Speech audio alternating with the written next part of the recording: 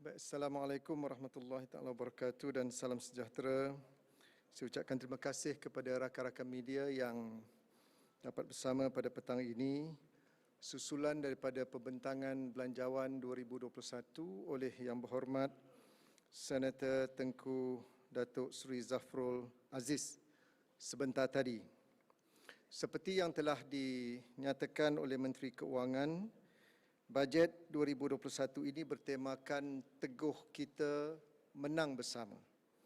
Dan kita lihat ini merupakan satu kesinambungan yang baik kepada pakej rangsangan yang telah pun dibentangkan sebelum ini, iaitu pakej rangsangan ekonomi prihatin dan juga penjana yang telah pun dilaksanakan. Dan kita lihat sambutan di kalangan penerimanya amat baik dan cukup positif. Kita juga telah kita menyambut baik kerana 3 matlamat utama yang dibentangkan pada Belanjawan 2021 ini merangkumi kesejahteraan rakyat, kelangsungan perniagaan dan juga ketahanan ekonomi. Kita sedia maklum pandemik COVID-19 ini masih lagi kita perangi, belum selesai sepenuhnya. Tetapi kita juga mengambil maklum bahawa kesan kepada pandemik COVID-19 ini amat besar, di mana rakyat secara keseluruhannya terkesan, sama ada peniaga kecil maupun pihak industri. Maka dalam pakej dan inisiatif yang telah dibentangkan oleh Kementerian Keuangan pada petang ini membuktikan bahawa kerajaan Perikatan Nasional merupakan sebuah kerajaan yang amat prihatin kepada masalah yang sedang dihadapi oleh rakyat secara keseluruhannya, dan kita yakin bahawa belanjawan yang dibentangkan oleh Menteri Keuangan sebentar tadi insya-Allah akan dapat memelihara kesejahteraan rakyat dan juga negara. Dalam sektor ekonomi, ingin saya bagi pihak MITI menyambut baik terhadap beberapa inisiatif yang telah diumumkan oleh Kementerian Keuangan, di mana pertama bagi pihak MITI kita mengucapkan terima kasih kerana jumlah peruntukan yang telah dibentangkan sebentar tadi untuk kementerian ini adalah sebanyak 1.206 bilion ringgit, di mana perbelanjaan mengurus merangkumi 582.34 juta ringgit dan perbelanjaan pembangunan merangkumi 623.89 juta ringgit.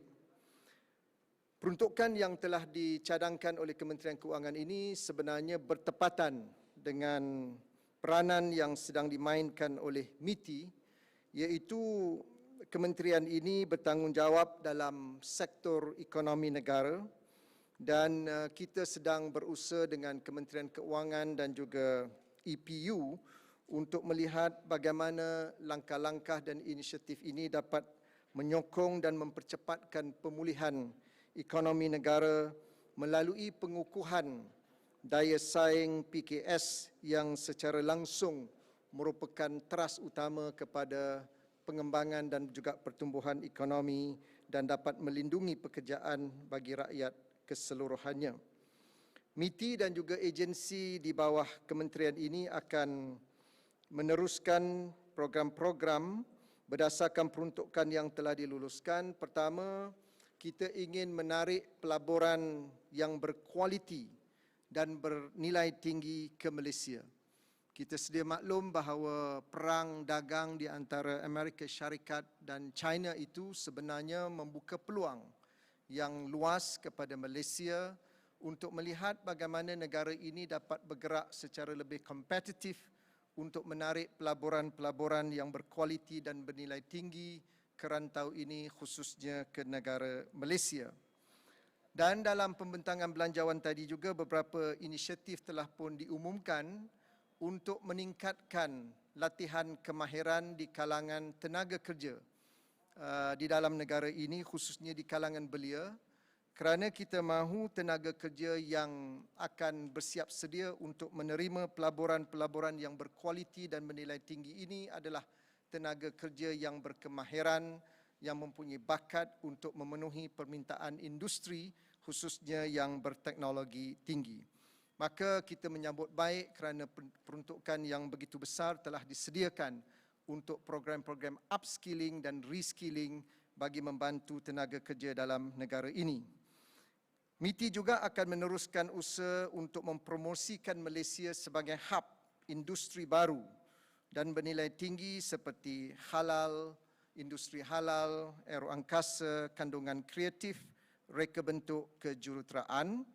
Seterusnya mengurangkan birokrasi perniagaan kerana sementara pelabur-pelabur ingin melihat apakah insentif yang ditawarkan, mereka juga ingin melihat apakah value proposition yang akan ditawarkan oleh kerajaan, khususnya mengurangkan proses birokrasi dan memberikan kelulusan dalam tempoh yang menasabah untuk mereka meletakkan pelaburan mereka di Malaysia ini. Kita juga akan memastikan Malaysia akan terus menjadi negara yang lebih berdaya saing dan produktif, dan seperti yang telah diumumkan, kerajaan menyediakan RM1 bilion sebagai pakej galakan pelaburan yang berteknologi tinggi yang telah pun saya nyatakan sebentar tadi. Dan untuk makluman, dana ini sebenarnya bertujuan juga untuk menyokong pelaburan R&D dan dalam bidang aeroangkasa serta kluster elektronik di dua kawasan tumpuan, iaitu di Batu Kawan dan juga Kulim. Satu lagi insentif yang telah diumumkan oleh Menteri Keuangan ialah dana teknologi tinggi bernilai RM500 juta. Ini juga selaras dengan dasar kerajaan hari ini untuk menarik pelaburan-pelaburan yang berkualiti tinggi dan berteknologi tinggi.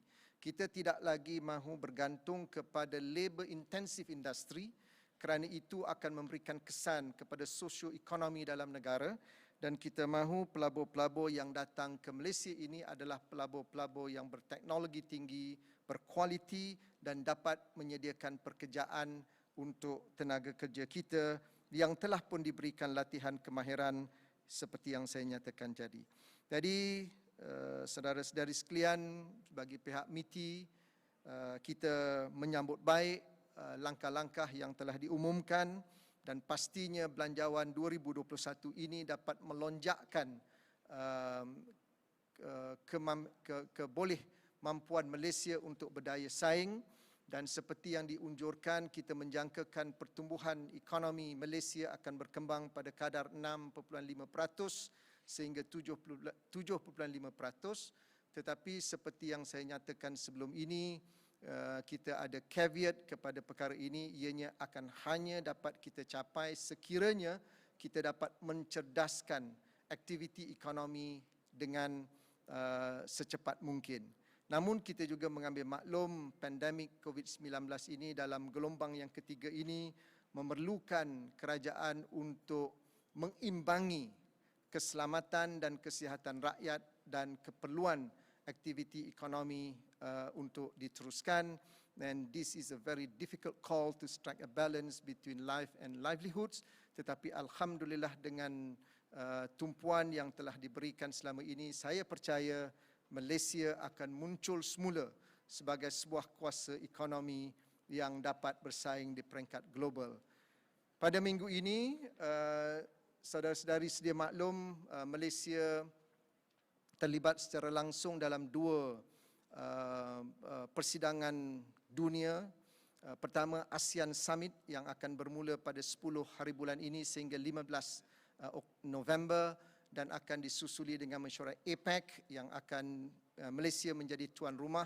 Sudah tentulah kedua-dua platform persidangan utama ini akan memberikan peluang kepada Malaysia untuk membuktikan bahawa kita bersedia untuk bersaing di peringkat global, dan saya percaya dengan usaha untuk menandatangani RCEP yang akan dijadualkan pada 15 November ini, ianya akan menjadi satu free trade agreement yang terbesar di dunia kerana melibatkan setengah daripada populasi dunia dan akan menyumbang kepada 1/3 kepada KDNK dunia. Dan ini antara perkara-perkara yang akan kita bahas dalam 2 minggu yang akan datang, dan saya percaya peranan yang amat berhormat Perdana Menteri dalam kedua-dua sidang utama ini akan meletakkan Malaysia di peringkat yang lebih cemerlang di peringkat global. Jadi terima kasih, saya serahkan kepada rakan-rakan saya yang lain untuk membantu memberikan penjelasan seterusnya. Terima kasih.